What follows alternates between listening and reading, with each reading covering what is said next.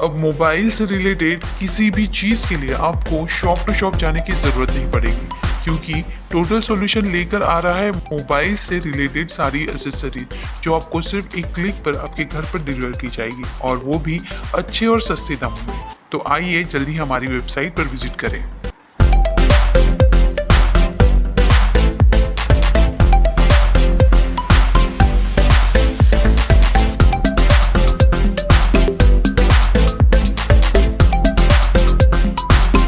वजह यही है कि हम इतने पढ़े लिखे हैं नहीं, हमने कुछ सोचा समझा नहीं। हमारे बजट में हमको घर मिल रहा था, हमने ले लिया।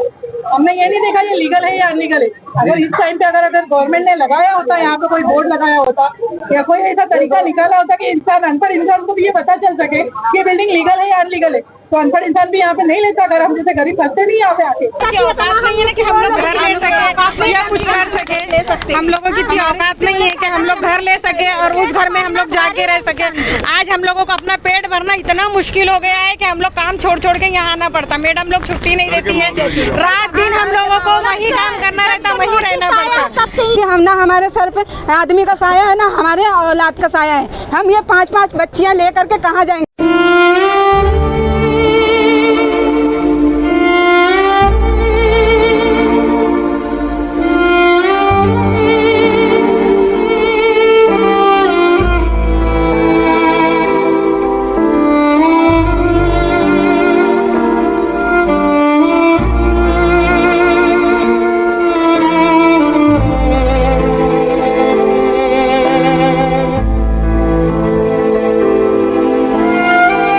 अस्सलामुअलैकुम। देखिए, हम सैटरडे नाइट को जो है ये नोटिस लगी थी, और सैटरडे नाइट से ही ना लोगों के कॉल्स आने शुरू हो चुके थे कि इस तरह ये एक नोटिस लगी हुई है।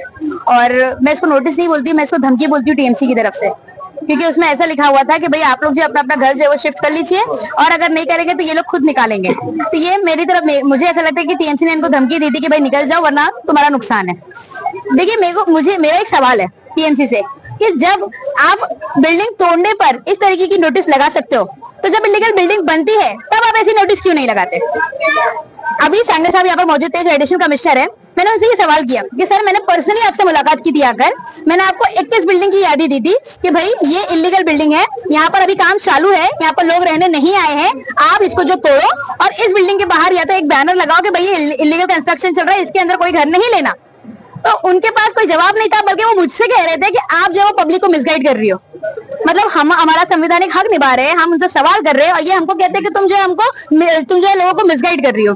तो जब इनके पास कोई ऐसा सवाल नहीं होते ना, तो ये हमको इस तरीके का जो है वो खिताब दे देते हैं कि भाई तुम हक की कोई बात मत करो, कोई इनसे सवाल मत करो, ये इनकी जो मनमानी आएगी वो करेंगे, जो इनको ये जो चाहेंगे वो करेंगे। तो हमने उनसे यही चीज कहा। बाकी रही बात यहाँ पर, देखिए कैसा है, मुझे जहाँ तक समझ में आ रहा है कि इन लोगों के जब से एवीके कंपाउंड का जो है वो हादसा हुआ था, उसके बाद से अब तक आज 4 महीना उस चीज को बीत चुका है। 4 से 5 महीना जो है हमारे लोगों का वेस्ट हो चुका है, जस्ट बिकॉज किसी एक की पब्लिसिटी की वजह से, किसी की राजनीति चमकाने की वजह से, या किसी इन सारी चीजों की वजह से हमारे लोगों का नुकसान हुआ है। इनको प्रॉपर गाइडेंस नहीं दिया गया। कोई जो कोर्ट में काम करने के लिए जा रहे हैं, जो अपना पिटीशन दाखिल करने जा रहे हैं, तो लोग जो है वो दूसरे उनको ऐसे मैसेजेस चला रहे हैं कि भाई पेपर मत दो, अगर आप पेपर दोगे तो हम आपके साथ नहीं खड़े रहेंगे, हम आपका साथ छोड़ देंगे। लोगों ने डर के मारे पेपर नहीं दिया, पता नहीं पेपर का वो कौन सा प्रॉपर्टी अपने नाम पर करने वाले थे। लेकिन ऐसे कई चीजें हैं और ऐसी कई तरीकों से जो है लोगों को मिसगाइड किया गया, जिसकी वजह से आज इनको खुद अपने घर बचाने के लिए सड़कों पर उतरना पड़ा। देखो, हमारे बहनों ने यही बोला है कि घर के बदले घर दो,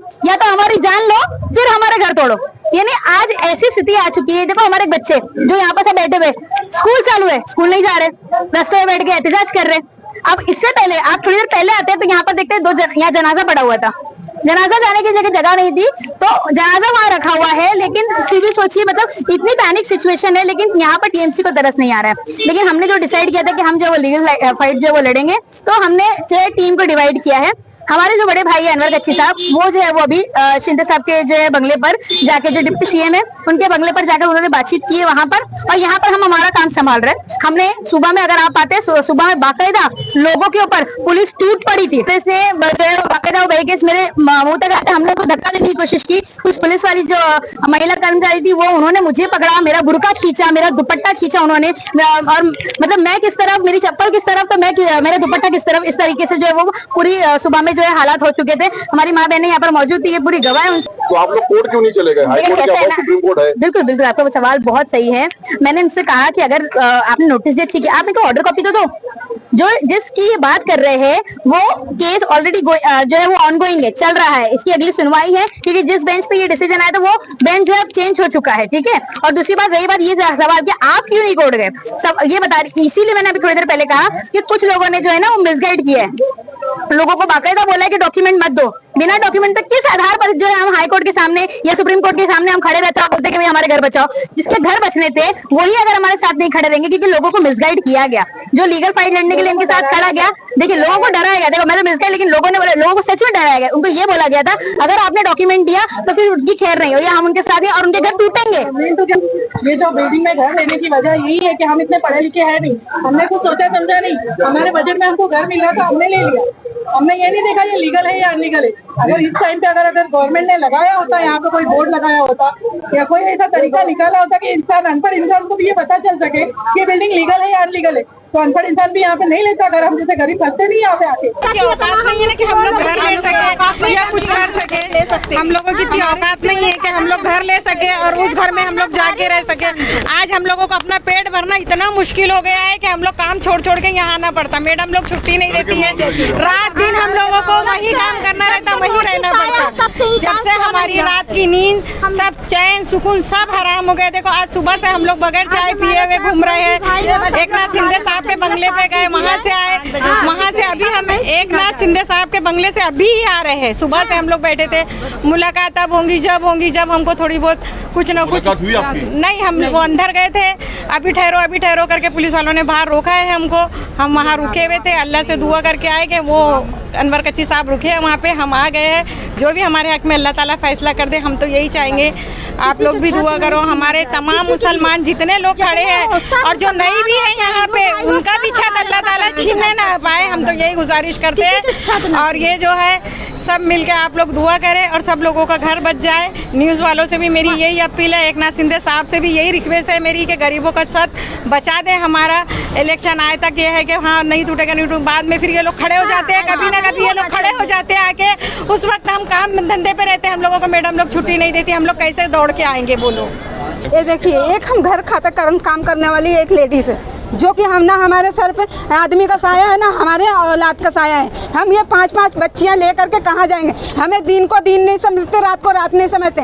इंसान कहता है ये हमारे चड्डी धो दो, हम धो देते। बाथरूम टॉयलेट बाथरूम धो दो, हम धो देते। हम इस वजह से हम 2-2 रुपए करके जमा करके ये सब अपने घर भी खरीदे हैं।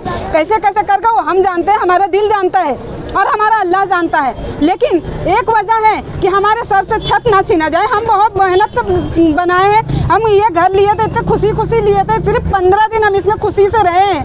या हमारे रात का नींद गई, हमारे दिन का चैन चला गया। हम दिन में सुबह में काम पे जाते, शाम में घर में आते हैं, लेकिन हमारे बच्चे लोग को मुँह देख करके हमारा दिल दहक जाता कि क्या होगा। अल्लाह जानता है, ये रात कटेगी तो सुबह कैसे होएगी, अल्लाह जानता है। लेकिन हम तो कहते भाई हमारा सर से छत ना छीना जाए, हमारे घर का मतलब घर दिया जाए हमसे मत।